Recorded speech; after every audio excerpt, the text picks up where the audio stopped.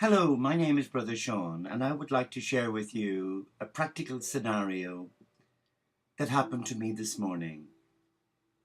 Interestingly, as you know, I allow myself out for 1 hour each day, and normally that's to go into the woods and to embrace Gaia, our loving Father, Mother God, and listen to the choristers of God, the birds and the wildlife. Oh, do you know, it is such a pleasure.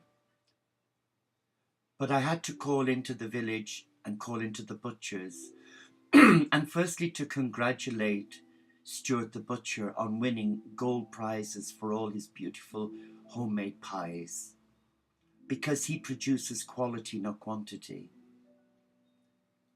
And we were having a bit of a banter, a bit of a laugh really, because there was a customer there who said to me, "May I ask you what sort of a dress you're wearing? What does it represent?" I said, "Well, I nearly said I'm a cross-dresser for Jesus." And then I thought, oh no, don't go down that route. So I just said, well, I'm a Franciscan who's interfaith. He said, good God, he said, I've never heard of them. I said, well, they exist, and we have a little community in Storth. And he said, well, I'm a Yorkshire man, and I'm afraid it doesn't beat the Monastery of the Resurrection in Mirfield. And I said, well, I don't know about the Monastery of the Resurrection. But anyway, so we got chatting and we had a bit of a banter. And as I came to pay for the produce that I bought, just as I was about to leave, one of my neighbours was stood behind me, with a face like a slapped you-know-what. Miserable, cold, and I looked into their eyes and they would not make eye contact with me whatsoever. And I could feel that I was in the presence of evil. I'm not saying the person was evil, but that there was an evil agenda. There was no acknowledgement. It was as if I was a bit of dirt under their shoe. And I stood there, I made eye contact, and I just quietly said, I love you. But I did say good morning and mention them by name. And they looked up to heaven as much as to say, skedaddle, clear off, I'm not interested. I came away feeling very challenged, thinking, dear God, it is not easy loving your children. But the voice said, I've not called you to love just your friends. You are my witness, and you embrace those who don't love you, and you forgive them unconditionally. And I struggled with that a little bit, and I said, but Lord, that is so hard.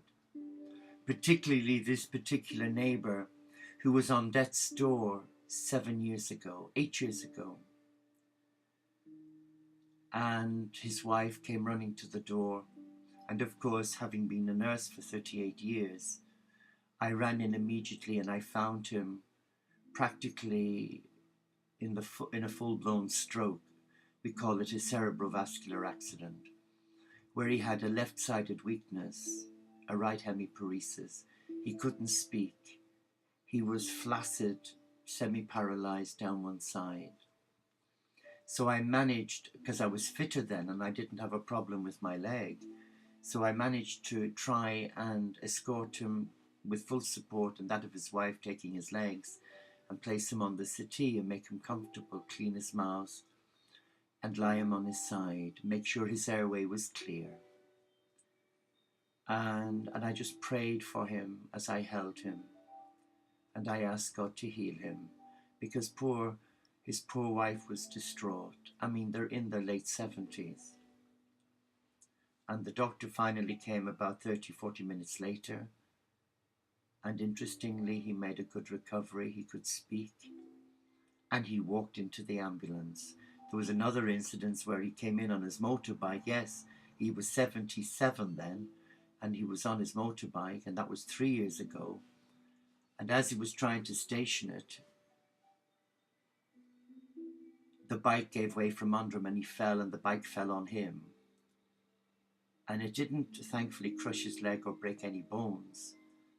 But he was so argumentative, he was so difficult, and I just tried to switch off to all of that. I found the bike very heavy to lift, because it was a Harley Davidson. So I ran in, got his wife, and he wouldn't be told. He was stubborn. He refused to listen to the concerns that we all had about him taking his bike out where he was unsteady, but he wouldn't be told. But not only did I get a whole load of grease down my habit trying to pick him up, and yes, they did say thank you, but I didn't do it for that. I was actually hosing the plants in the garden, and I heard something said, switch off the spray gun to the hose. And I did it. And I could hear this faint yell for help. And I looked around and I thought, there's nobody here. And then something said, go to the gate and look in next door and see if there's a problem. And right enough, he was lying there. And my heart sunk thinking, do I really want to help this man? Because he's so nasty and so unkind and so ungracious. But clearly neither of them believe in a loving God. They're just set in their ways. So I went in and supported them. So the message here is this. Forgiveness does not come easy, especially when one has hurt you. And I don't mean once or twice, but many times. And forgiveness is not our choice. We've been encouraged by God to forgive, because if we don't, we're not forgiven. And we have to forgive through love, not with an agenda. I'll forgive you because God's told me to forgive you. That's not forgiveness. That's conditional forgiveness. So this morning, as I looked at this neighbor, bless them, I could feel my inside churning. There was a part of me wanted to slap him and say, you selfish so-and-so, and shake him and say, you ignorant man. But thank God I didn't.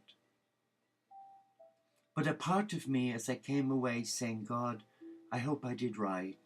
I forgive him and I send him love. But there was a part of me struggling. Why are people like that? Why are they so set in that mindset where they find it so difficult to forgive? Where they find it so difficult to show love? You answer it. But in a way, I came away feeling sad for that man. So I prayed for him. What good that will do, I don't know.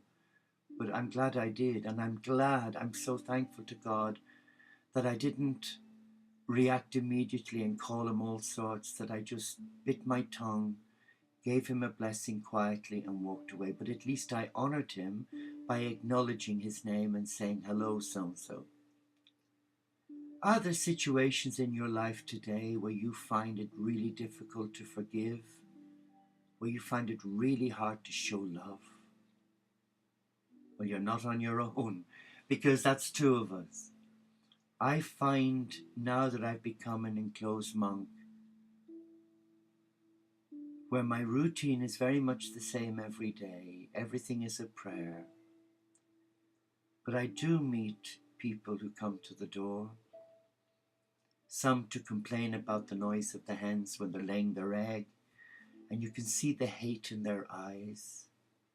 In fact, here in our little monastery in Cumbria, we have on all four sides, to the front of us, we have a man who's not a believer and who's very anti our presence here.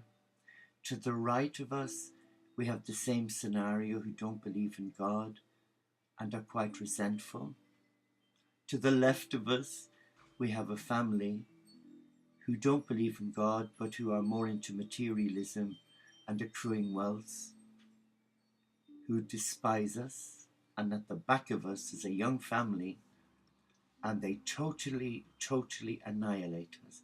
We know when we're out there talking about us, and they've reported me many times to the council for the hens making a noise, for smelling and all of that. So where we are strategically placed in this beautiful little village, on all four sides, there is a negative response. But beyond those 4 people, there are beautiful people who appreciate what we do. They make us quiches and cakes, they come, they offer us gifts, and they ask us to pray for them. And I'm so glad that we haven't resorted to unforgiveness, because to forgive someone who's so obstinate and difficult, it's always best to show love. Because as Dampada said, hate is not overcome by hate.